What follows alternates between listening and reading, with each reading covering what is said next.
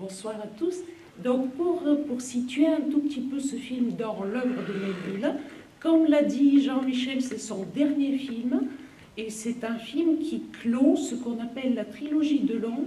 les trois films de Melville, les trois films noirs les plus célèbres qui ont eu la plus grande influence sur le développement du film noir à travers le monde, une influence qui perdure jusqu'à aujourd'hui et qui se manifeste non seulement en Europe, mais aussi aux États-Unis, dans les pays asiatiques et jusqu'en Amérique latine. Une petite curiosité, par exemple, cette année, il y a 2 mois environ, au dernier festival du cinéma latino-américain de Chicago, le film le plus remarqué, qui s'appelle littéralement Chien de garde, c'est un film péruvien d'un cinéaste débutant qui a une vingtaine d'années et qui s'inspire très très largement de la trilogie de Melville. Donc c'est un petit signe de la popularité toujours vive et de l'influence extrêmement vaste de cette trilogie et du cinéma de Melville en général. Alors qu'est-ce qu'ils ont de si particulier ces 3 films? Pour commencer, ce sont 3 films noirs en couleur,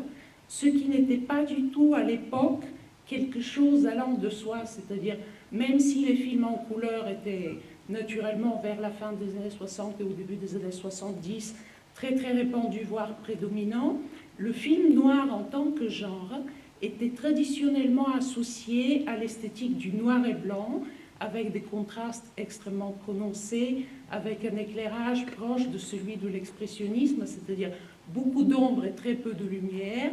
Et c'était ce qui faisait que la plupart des cinéastes qui travaillaient dans ce genre considéraient qu'il valait mieux en rester au noir et blanc. Même Melville, jusqu'au deuxième souffle, qu'il a réalisé en 1966, qui précède Le Samouraï, en était resté pour ses films noirs au noir et blanc. Il avait fait entre-temps L'aîné des fers chauds, juste avant Le deuxième souffle, qui est en couleur, son premier film en couleur, mais ce n'est pas un film noir, c'est un film policier, un film à suspense, mais qui ne fait pas partie de ce genre et de cette esthétique. Avec Le Samouraï, il a décidé de passer à la couleur, et c'est très important parce qu'à travers la trilogie, donc le premier volet c'est Le Samouraï, le deuxième Le Cercle Rouge, et puis le troisième, le film qu'on va revoir tout à l'heure, Un flic, c'est une trilogie qui a une esthétique commune et qui a créé les bases de l'esthétique du film noir en couleur, c'est-à-dire qu'avant Melville, personne n'avait trouvé ce qui pouvait convenir pour ce genre, qui par définition est un genre extrêmement sombre de contenu, sur le plan criminel comme sur le plan moral. On n'avait pas encore trouvé une esthétique visuelle en couleur qui puisse convenir. Melville en était conscient et il a travaillé pour ces 3 films de façon à créer, à développer cette esthétique. Et ce que vous allez voir dans chacun des films, c'est d'une part une dominante, un coloris gris-bleu qui prédomine, qui n'empêche pas du tout la présence d'autres couleurs. Par exemple, dans Le Cercle Rouge, vous avez une sorte de leitmotiv des choses rouges circulaires ou bien ayant une autre forme, mais vous avez une sorte de fil rouge littéralement et symboliquement qui parcourt le film. C'est un exemple que je vous donne pour dire que le chromatisme gris bleuté, c'est une dominante, mais ça n'exclut pas la présence d'autres couleurs. Pour ces films-là, pour Le Samouraï comme pour Un flic, Melville voulait faire, disait-il, du noir et blanc en couleur, c'est-à-dire introduire la couleur de façon assez discrète et puis produire par moments des effets visuels de couleur ou d'éclat très très frappants que vous pourrez observer tout au long du film.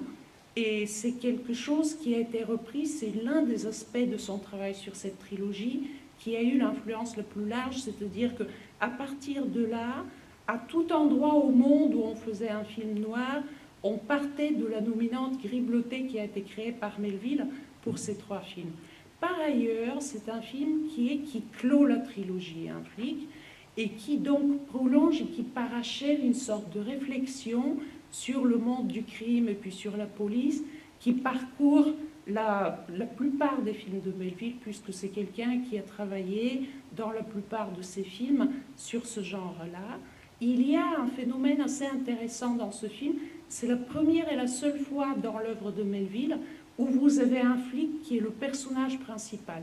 Jusqu'à cette étape, les personnages principaux dans ces films noirs, c'était plutôt des truands que des flics. Et même s'il y avait dans certains de ses films précédents des personnages de flics assez intéressants, assez appréciables, voire sympathiques, comme par exemple le personnage de Bourvil dans Le Cercle Rouge,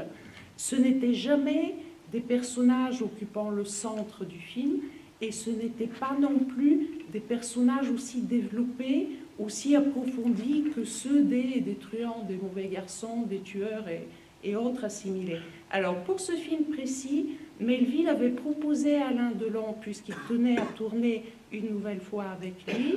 il lui avait proposé de choisir entre le rôle du chef de gang et le rôle du flic, et Delon a préféré le rôle du flic, entre autres parce qu'il venait de jouer deux truands chez Melville, et parce qu'il n'avait jamais joué de flic auparavant. Donc le film est mémorable aussi à ce titre-là, étant donné que par la suite Delon a joué, vous les connaissez sans doute pour certains, une série de personnages de flics qui ont pour certains des liens très très prononcés avec celui que vous allez voir dans ce film précis. Alors le rapport particulier qu'avait Melville aux truands d'une part et aux policiers d'autre part, c'est un rapport qui est d'autant plus intéressant qu'il est lié à un contexte historique et biographique. Melville, c'était un grand admirateur du film noir des années 30, qui a été en quelque sorte la base de la passion qu'il éprouvait pour le film noir. Et ce sont les premiers films, en fait, on considère que le premier film noir de l'histoire du cinéma,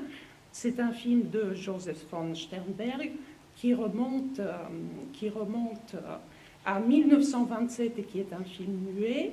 et qui s'appelle en fait Les Nuits de Chicago. Donc c'était un contexte de gangstérisme très particulier et qui était d'actualité et qui suscitait beaucoup de curiosité chez les spectateurs américains de l'époque. Donc la naissance du film noir en grande ligne est liée à un contexte historique précis d'actualité, et c'était des films qui montraient une réalité sociale et une réalité urbaine qui ne pouvaient pas trouver de place dans le reste de la production hollywoodienne. Donc à l'origine, le film noir se voulait plus réaliste, paradoxalement, que d'autres. Très vite, le genre s'est codifié et très vite, le genre s'est créé des stéréotypes qui n'étaient plus réalistes, mais qui étaient tout simplement des lieux communs, en fait, d'un genre déjà formé. Melville adorait le film noir des années 30,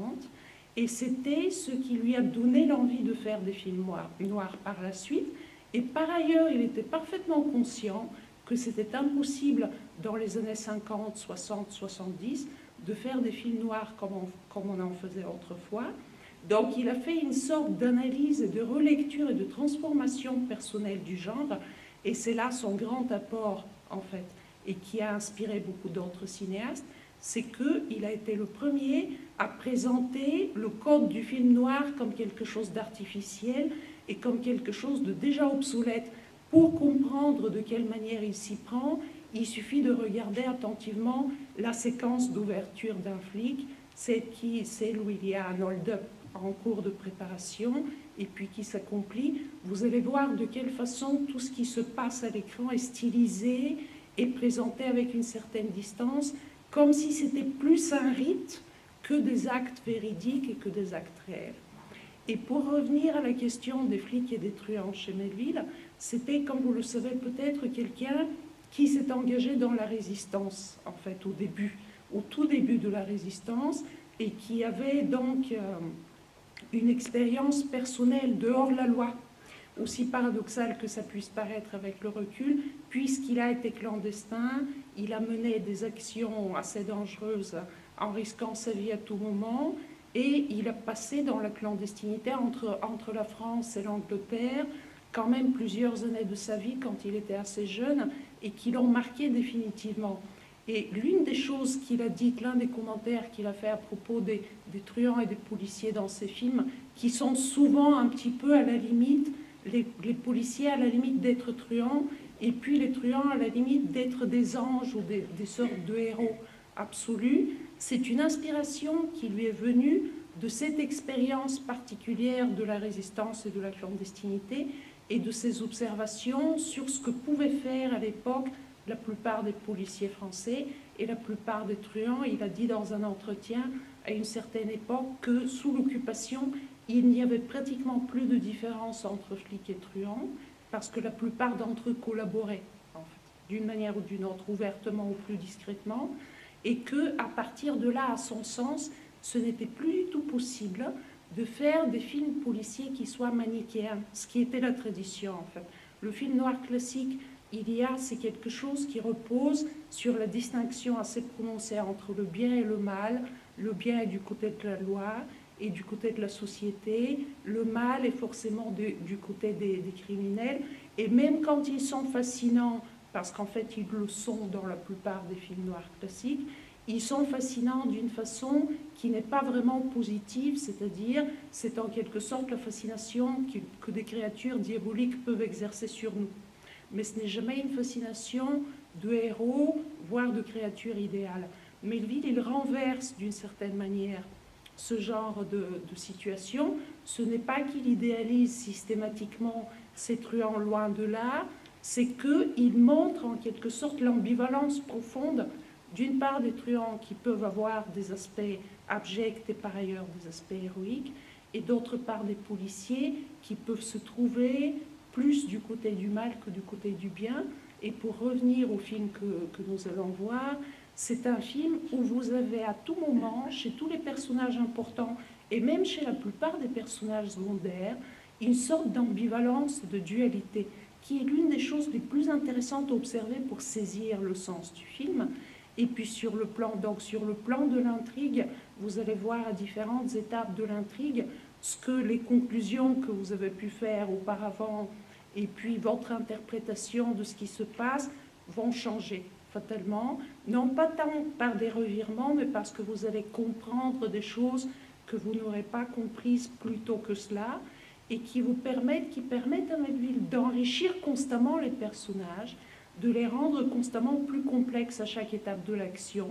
qu'à l'étape précédente, sans pour autant les élucider complètement. Ça, c'est son autre grand apport à l'évolution du genre, c'est que traditionnellement, on considère que dans un film policier ou dans un film noir, le spectateur, à la fin du film, doit sortir de la salle avec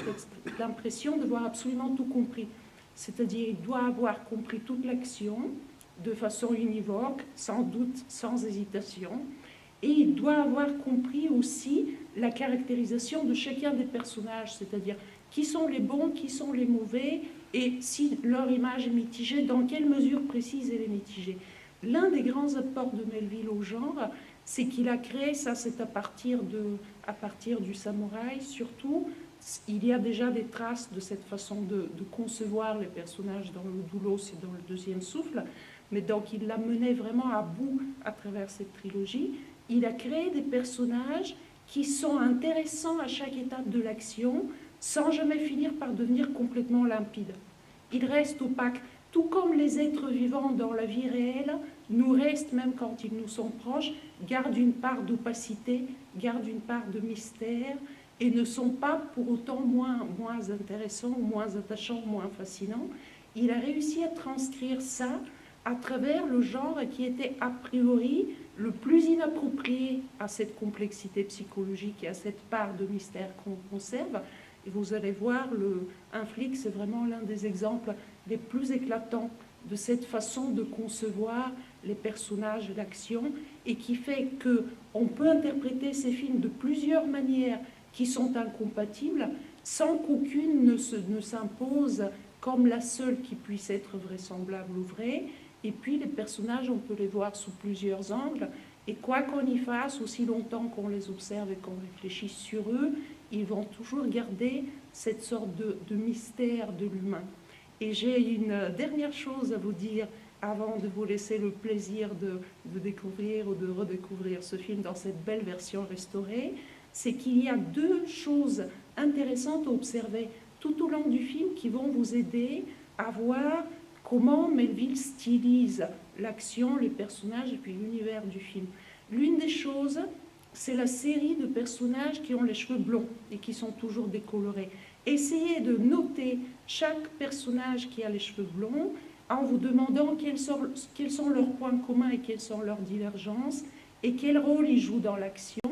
Et l'autre chose, c'est tout ce qui relève de l'artifice, vraiment franchement montré comme tel. Par exemple, les décors ou les maquettes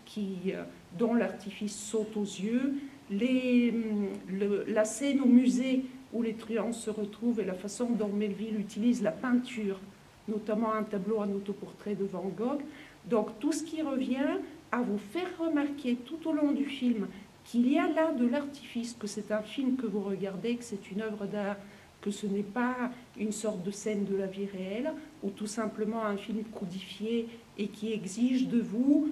y plonger, de vous laisser captiver sans réfléchir et sans recul. Et donc il y a une sorte d'équilibre très particulier entre l'artifice démasqué et le recul que ça implique, et puis la façon dont le film nous captive, qui fait partie des grands apports de Melville au film noir. Sur cela, je vous souhaite une très bonne séance, et vous pouvez me retrouver aussi bien pour une dédicace après la séance que pour la présentation et la discussion qui va suivre la projection du Samouraï. Merci de votre attention.